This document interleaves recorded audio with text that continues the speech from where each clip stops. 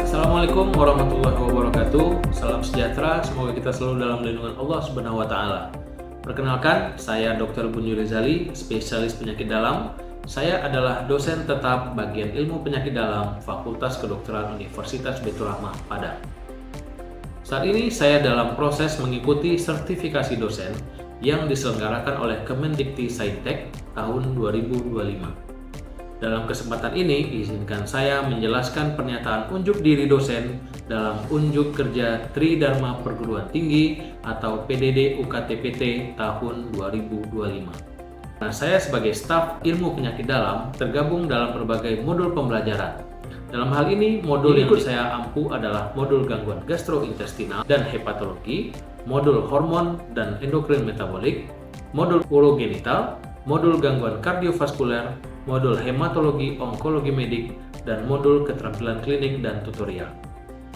Pada prodi kedokteran, ada beberapa metode pembelajaran terintegrasi melalui kuliah interaktif, tutorial, pleno, dan skills lab. Dalam kesempatan ini, saya akan membahas salah satu modul yang saya ampu, yaitu modul gangguan hormon, endokrin, dan metabolik dengan bobot 5 SKS di semester 4. Modul ini merupakan modul wajib yang harus dilalui oleh seluruh mahasiswa kedokteran. Modul ini tidak hanya diampu oleh bidang ilmu penyakit dalam, tetapi juga diampu oleh bidang lain seperti bagian anak, patologi klinik, radiologi, patologi anatomi, bedah, dan farmakologi. Perkuliahan modul ini dilaksanakan dengan pendekatan blended learning, yaitu perpaduan antara pembelajaran luring atau tatap muka langsung dan juga daring atau online. Mahasiswa dapat mengakses materi perkuliahan, mengunduh RPS, serta mengunggah tugas secara online di website kampus. Sementara diskusi interaktif, studi kasus, dan presentasi dilaksanakan secara langsung di ruang kelas. Metode pembelajaran yang saya terapkan bersifat aktif, partisipatif, dan berbasis pada pengalaman nyata. Di antaranya adalah 1. Ceramah interaktif untuk membangun pemahaman mahasiswa tentang gangguan yang disebabkan oleh kelainan hormonal. Yang kedua, diskusi kelompok, di mana mendorong kolaborasi mahasiswa dalam menyelesaikan studi kasus. Adapun capaian pembelajaran yang harus dicapai oleh mahasiswa, di mana mahasiswa mampu menjelaskan tentang etiopatogenesis, gejala klinis, diagnosis, tata laksana farmakologis dan non-farmakologis, dan edukasi penyakit akibat gangguan hormonal. Kegawat daruratan di bidang endokrin dan kemampuan untuk merujuk apabila ada kasus sulit juga harus dikuasai oleh setiap mahasiswa. Metode pembelajaran selanjutnya adalah tutorial, di mana tutorial ini merupakan suatu metode yang sangat penting di Fakultas Kedokteran dengan kurikulum berbasis kompetensi, di mana melalui tutorial mahasiswa dihadapkan dengan sebuah trigger kasus yang sering dialami di praktek sehari-hari. Dari kasus ini dikembangkanlah alur diskusi dan pembelajaran melalui 7 jam. Mahasiswa dibagi menjadi beberapa kelompok dan dosen bertugas sebagai fasilitator. Tutorial ini dibagi menjadi 2 tahap atau 2 diskusi, di mana diskusi pertama terdiri dari 5 langkah dan diskusi kedua dibagi menjadi 2 langkah, di mana diskusi 5 langkah ini dilaksanakan di hari pertama dan diskusi berikutnya dilakukan di hari kedua. Di mana diskusi kedua ini mahasiswa mengembangkan kasusnya dan nanti akan dipresentasikan pada saat pertemuan kedua. Fasilitator hanya memfasilitasi jalannya diskusi dan tidak melakukan interupsi kecuali sudah keluar dari jalur pembelajaran yang diharapkan. Selama jalannya tutorial, fasilitator melihat keaktifan mahasiswa dalam berdiskusi dan di akhir sesi, fasilitator akan memberikan feedback dan penilaian yang objektif. Di akhir diskusi kedua akan diadakan pleno, di mana seluruh mahasiswa berkumpul dan mempresentasikan hasil dari diskusi mereka, dan pada pleno ini juga dihadirkan pakar untuk dapat memberikan kesimpulan dari diskusi yang mahasiswa telah presentasikan. Metode selanjutnya adalah skills lab atau keterampilan klinis, di mana mahasiswa akan dipaparkan tentang keterampilan klinis yang akan banyak dilakukan pada praktik sehari-hari, mulai dari anamnesis, pemeriksaan klinis, dan praktiknya. Pertemuan pertama akan diajarkan tentang materi, dan pertemuan berikutnya akan diajarkan tentang ujian untuk menilai kemampuan mahasiswa. melakukan keterampilan klinis melalui daftar tilik yang sudah ditentukan. Setelah diadakan berbagai metode pembelajaran, maka dosen memberikan penilaian, di mana penilaian pertama dalam bentuk MCQ itu bobot sekitar 70%, dan penilaian berikutnya adalah tutorial formatif dan sumatif sebesar 20%. Semua penilaian ini bersifat objektif, semua mahasiswa berhak mendapatkan penilaian yang baik dari dosennya. Baiklah, setelah pemaparan ini saya akan menampilkan video tentang kuliah interaktif, tutorial, dan keterampilan klinis. Baik, selamat sore. Assalamualaikum warahmatullahi wabarakatuh. Waalaikumsalam warahmatullahi wabarakatuh. Ya, pada sore hari ini kita akan kuliah tentang di modul Genital, ya. Saya diamanahkan untuk mengajar mahasiswa dengan judul gelombang-gelombang nefritis. Ya, jadi nanti saya akan menjelaskan apa itu gelombang-gelombang nefritis, ya, apa itu kemudian bagaimana cara menegakkan diagnosis dari gelombang-gelombang nefritis. Semua akan menjelaskan nanti di akhirnya kita akan ada sesi tanya jawab, ya, untuk menilai apakah mahasiswa mampu menerima kuliah dari dosen. Ya, jadi gelombang-gelombang nefritis ini kalau di SNMPTI itu di level kompetensi 2 atau 3. Ya, jadi di mana semua mahasiswa itu minimal bisa menegakkan diagnosis, kemudian untuk pemeriksaan lanjutannya nanti akan dikonsultasikan kepada spesialis penyakit dalam. Ya, yang pertama adalah gelombang nefritis itu merupakan suatu penyakit ginjal. Ya, gelombang nefritis itu fokusnya di ginjal, penyebab ginjal kiri dan ginjal kanan, di mana terjadi suatu kondisi penyakit ginjal inflamasi. Ya, tingkatan inflamasi apa? Karena ada menyerang beberapa sampai 10 level dan menyebabkan gangguan struktur dan fungsi dari glomerulus. Ya, jadi satuan terkecil dari ginjal itu pada glomerulus namanya. Ya, di glomerulus itulah yang terjadi inflamasi. Ya, terjadi inflamasi. Jadi bisa etiologinya itu karena primer ataupun mungkin karena sekunder. Primer itu memang penyakit dasar di ginjalnya itu. Jadi di glomerulusnya itu rusak, atau mungkin ada sekunder. Sekunder itu akan penyakit sistemik, itu BTS, ada hipertensi, ada lupus, ya, itu yang bisa salah satu yang menyebabkan kondisi dari glomerulus nefritis. Anatominya bisa terjadi bahwa struktur kecil dari ginjal itu ada glomerulus. Nah, di situ nanti ada kapiler, ada arteri dan vena bertemu. Nah, itu nanti yang menjadi peradanannya. Ya. Dari nefrotik dan nefritik, suatu kondisi yang sama-sama glomerulonefritis tapi berbeda. Ada yang namanya nefrotik sindrom, ada yang namanya sindrom nefritik, berbeda. Ketika kondisi nefrotik sindrom merupakan suatu kondisi proteinuria yang masif, tetapi pada nefritik proteinuria hanya sekitar lebih dari 1,5 gram per jam. Kenapa bisa proteinuria masif? Nanti ujung-ujungnya bisa terjadi kondisi hipoalbuminemia. Ya, kalau sudah hipoalbuminemia karena protein plasma yang turun, maka bisa terjadi edema. Kondisi hati yang untuk membuat protein sebanyak-banyaknya, albumin sebanyak-banyaknya, akan juga melibatkan nanti lipid, ya, sehingga lipid itu bisa terproduksi melalui urin. Nah, berbeda juga dengan nefritik sindrom, maka dia juga suatu kondisi hematuria. Kalau nefrotik tidak ada hematuria, tapi pada sindrom nefritik lebih adanya hematuria. Ada sedikit eritrosit dan ada proteinuria yang tidak masif, dan disertai dengan insufisiensi renal. Insufisiensi renal itu gangguan faal ginjal yang terdiri dari peningkatan ada blood volume yang meningkat dan dengan peningkatan kadar kreatin. Kemudian ada hipertensi gamma, itu nanti pasti tidak bisa hipertensi. Berbeda dengan nefrotik hipertensi, tidak ada gangguan ginjal, tidak ada hematuria. Tapi pada nefritik ada hematuria, ada fungsi ginjal, ada sedikit proteinuria, ya, dan ada hematuria. Jadi itu berbeda antara nefotik, dan nefotik. Baik, sudah selesai penjelasan saya pada sore hari ini. Jadi saya ingin feedback dari semua mahasiswa. Kira-kira dari semua penjelasan yang sudah saya jelaskan kepada mahasiswa, kira-kira ada yang ingin bertanya? Silakan. Ya, sebutkan nama. Perkenalkan Pak, nama saya Muhammad Rafi dari TPM 100. Saya ingin menanyakan apakah penegakan diagnosis glomerulonephritis itu harus selalu dengan menggunakan pemeriksaan mikroskopis patologis? Ya, baik. Jadi cara menegakkan glomerulonephritis itu yang pertama kita bisa melalui manifestasi klinis. Apa-apa gejala yang dialami oleh pasien kita, ya. Tetapi pemeriksaan klinis itu tidak cukup saja untuk bisa menegakkan sebagai glomerulonephritis. Nah, kalau kita ingin tahu misalnya, kalau kita berada dalam posisi kita berada di suatu kondisi pemeriksaan yang lengkap, alangkah baiknya kita melakukan biopsi ginjal, kemudian kita periksa mikroskopik laboratorium dalam patologi anatomi.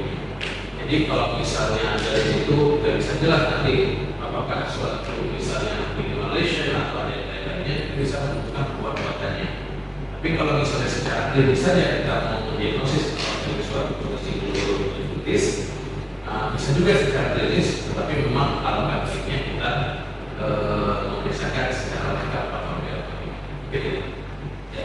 Kalau tidak ada pertanyaan lagi, ya mungkin sampai di sini kuliah kita pada sore hari ini. Terima kasih atas kehadiran semua mahasiswa. Mudah-mudahan bermanfaat. Nanti semua mahasiswa bisa menjawab pada saat ujian akhir dari modul urogenital ini. Ya, kalau misalnya nanti masih ada pertanyaan, ya boleh bertanya di luar waktu kuliah. Ya, saya persilakan nanti kita bisa diskusi. Ya, mungkin sebelum kita tutup, kita baca doa kafaratul majelis. Subhanallah wa bihamdika asyhadu an la ilaha illa anta astaghfiruka wa atubu ilaik. Terima kasih atas kehadirannya semua. Saya ucapkan terima kasih. Assalamualaikum warahmatullahi wabarakatuh. Baik, Assalamualaikum warahmatullahi wabarakatuh. Waalaikumsalam warahmatullahi wabarakatuh. Hari ini hari Rabu tanggal 25 Juni 2025. Hari ini kita akan mengadakan diskusi kedua untuk trigger kita yang terakhir, trigger 5 tentang radikulopati servikal. Ya, jadi masing-masing mahasiswa sudah melakukan pelajaran mandiri, sudah memberikan masukan-masukan di dalam logbook. Ya, hari ini kita akan melakukan diskusi. Ya, diskusi ini nanti diharapkan masing-masing mahasiswa mampu menjelaskan dan memahami tentang trigger 5 ini, tentang radikulopati servikal yang sudah kita tetapkan juga dalam bentuk learning objektif, ya, mulai dari definisi sampai mungkin data standar dan edukasi. Baik, tidak memperpanjang waktu untuk membuka pada hari ini, saya akan serahkan kepada ketua yang mewakili dari mahasiswa untuk membuka kegiatan-kegiatan kita pada hari ini. Silakan. Baik, terima kasih kepada Dr. Nur selaku fasilitator ketika DK2 kita pada pagi hari ini. Untuk memulai DK2 kita pada pagi hari ini, baiknya kita membaca doa terlebih dahulu di dalam hati sesuai kepercayaan masing-masing. Kita mulai.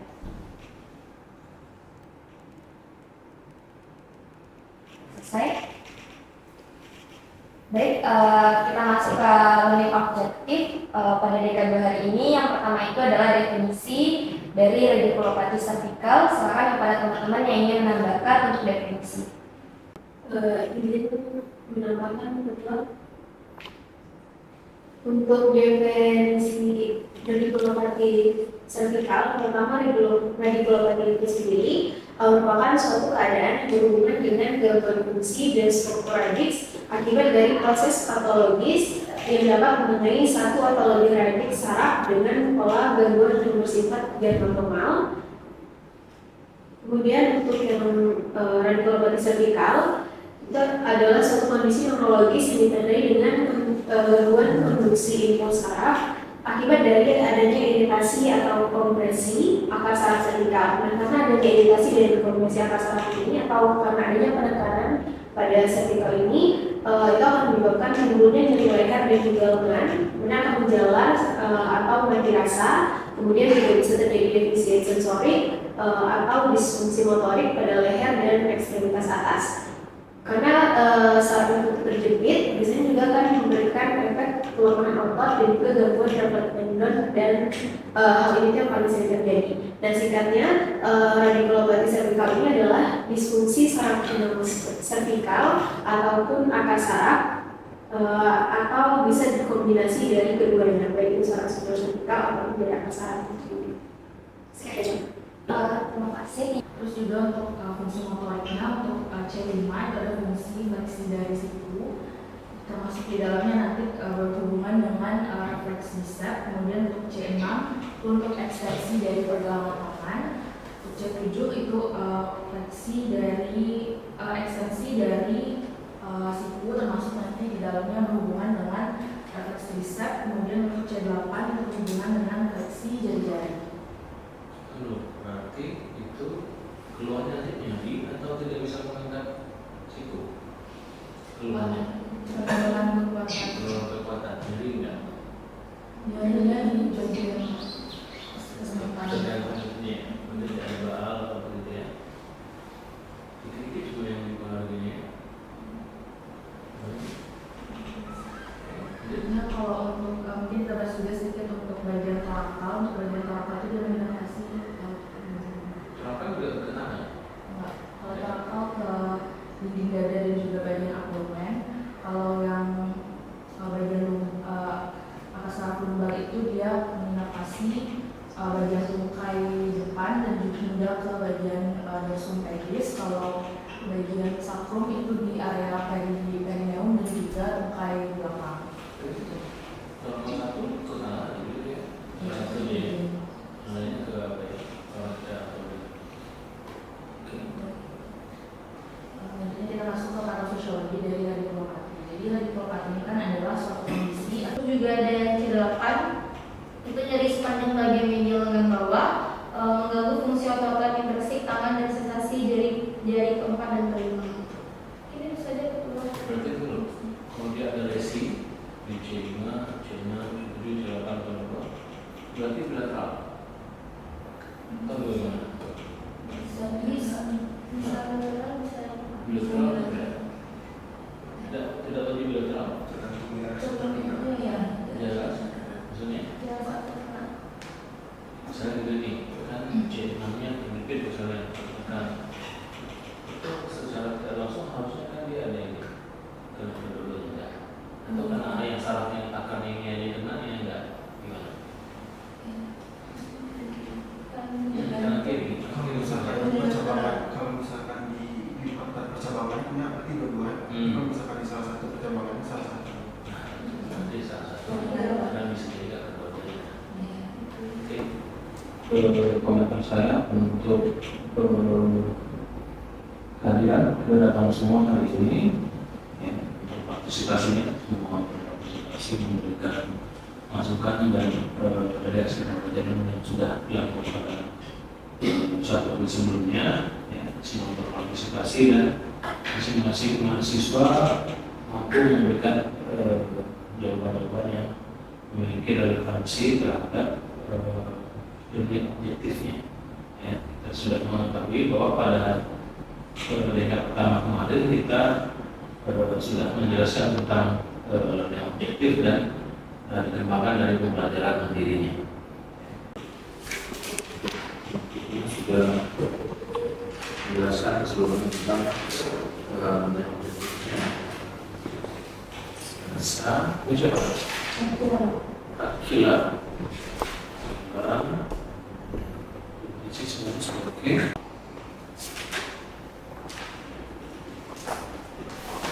baik untuk tanggapan dari fasilitator mungkin cukup.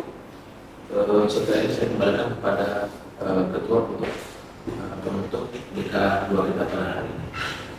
Baik, terima kasih atas inputnya kepada Dr. Kun selaku fasilitator pada tutorial 13 hari ini. Saya selaku ketua, mohon maaf apabila ada kesalahan. Kita tutup tutorial pada pagi hari ini dengan doa kafaratul majelis. Assalamualaikum warahmatullahi wabarakatuh. Waalaikumsalam warahmatullahi wabarakatuh. Baik, Assalamualaikum warahmatullahi wabarakatuh. Waalaikumsalam warahmatullahi wabarakatuh. Hari ini kita akan melakukan praktikum skills lab tentang pemeriksaan fisik kelenjar tiroid dan pemeriksaan gula darah. Ya, jadi nanti ada dua pemeriksaan yang akan kita lakukan.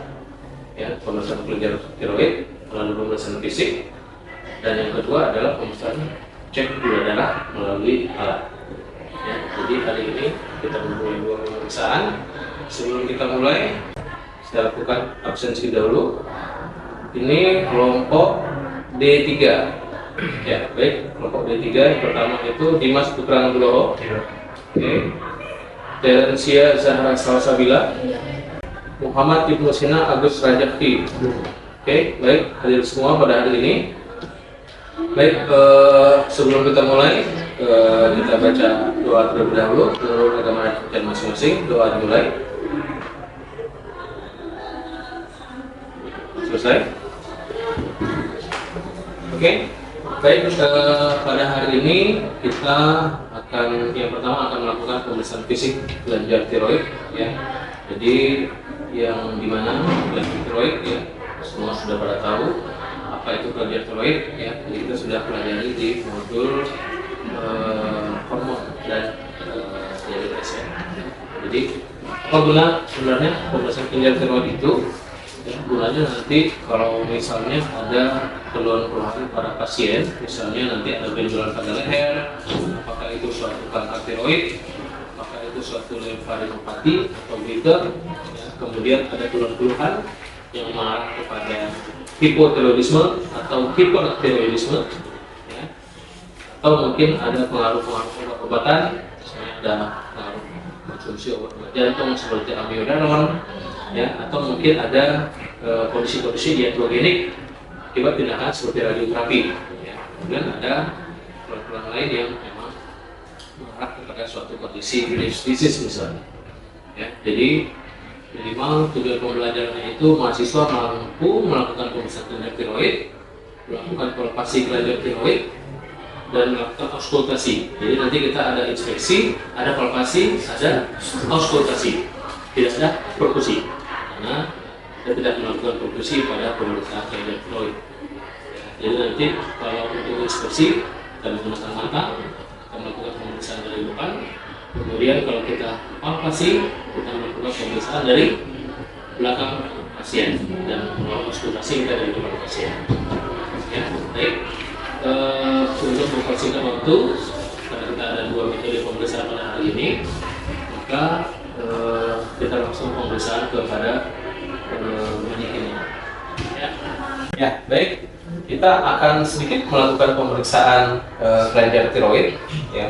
Kelenjar tiroid itu dimana kita ketahui dia berada di posisi depan, dimana dia melengketnya kelenjar tiroid di os krikoid, ya. Jadi di os krikoid dia melengket. Jadi kalau dia melengket di os krikoid itu berarti ketika kita akan melakukan proses menelan, maka dia akan ikut menelan, ya. Jadi kalau seandainya kita melakukan inspeksi, kita melakukan pemeriksaan dari depan pasien. Pastikan arah cahaya cukup, ya, arah cahaya cukup, dan pasien nanti sedikit menghadap ke atas kepalanya, ya. Ini karena kita pemeriksaan manikin, maka kita lakukan pemeriksaan sendiri menghadap, nanti baru kita lihat. Dari kita lihat ini, kita nanti melihat apakah ada tampak pembesaran, apakah rakiannya itu suatu kondisinya simetris atau tidak, ya, dari sini. Kemudian nanti kita melihat apakah ada perbedaan warna kulit, ya. Jadi misalnya nanti di sini agak kemerahan, ya. Kemudian nanti di sini sama seperti warna kulit yang lain, ya, pada inspeksi. Kemudian kalau pada palpasi, kita melakukan pemeriksaan dari belakang pasien seperti ini. Kita lakukan dari belakang pasien tetap kondisi melakukan menengadah ke atas, ya. Kemudian kita lakukan pemeriksaan seperti ini. Kita lakukan pemeriksaan apakah tampak sedikit pembenjolan atau tidak, pembesaran atau tidak, apakah pembenjolan itu merata atau diffuse, atau misalnya satu bagian saja yang tampak membesar, ya. Kalau misalnya sebelah kiri atau sebelah kanan. Kemudian nanti kita raba, pemerabaannya itu apakah nanti lunak atau keras, ya. Kemudian nanti kita geser-geser apakah dia mobile atau tidak, atau misalnya terfiksasi atau tidak, ya. Lalu kemudian kita lakukan, kita suruh pasien untuk melakukan menelan, proses menelan. Kalau seandainya pada saat pembesarannya itu dia melakukan proses menelan, dia mengikuti proses menelan tersebut, makanya pembesarannya itu adalah pembesaran tiroid. Tapi kalau misalnya pada saat kita melakukan perabaan tidak mengikuti proses menelan itu, maka dia bukan suatu pembesaran dari tiroid. Ya. Kemudian kita lakukan juga pemeriksaan auskultasi. Auskultasi itu gunanya apa? Kita mau melihat ada bising pembuluh. Ya, bising pembuluh itu kita dengar, ya, sebaiknya dengan menggunakan yang diafragma yang kecil, ya. Kita balik, kemudian baru kita lakukan pemeriksaan di mana benjolan itu berada. Ketika kita lakukan pemeriksaan, apakah ada bunyi seperti bu, seperti aliran darah, maka itu bising pembuluhnya positif. Bising pembuluh nama lainnya apa? Brui, ya. Jadi kita dengar. Gitu.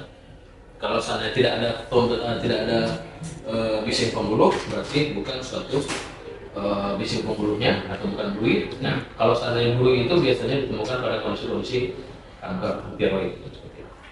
Ya, sekarang kita latihan, ya. Jadi kamu siapa namanya? Pandu. Ya, silakan melakukan pemeriksaan inspeksi, palpasi dan perkusi pada tiroid. Silakan. Pertama kita akan melakukan inspeksi, melihat apakah ada kelainan warna, pembengkakan, ataukah trakea tidak simetris. Jadi pertama pasien diminta untuk menghadap ke atas dan pastikan cahayanya cukup. Nah, kita akan melihat apakah ada pembesaran atau perbedaan warna dan trakeanya apakah simetris. Selanjutnya kita akan melakukan inspeksi. Kalau inspeksi ini kita akan melakukan dari belakang pasien, palpasi. Kita akan memeriksa apakah ada pembengkakan atau ada pembengkakan sebelah kiri atau kanan atau diskus. Selanjutnya kita akan meraba apakah ada mobilnya. Jika tidak terjadi pembengkakan atau pembesaran, kita akan lanjut ke okultasi. Di okultasi ini kita akan mendengar aliran pembuluh darah atau fluid. Jika tidak terdengar fluid atau pembuluh darahnya, berarti dia bukan tiroid. Bukan kanker tiroid. Bukan kanker tiroid. Pastikan mendengarnya di bagian lebih kecil.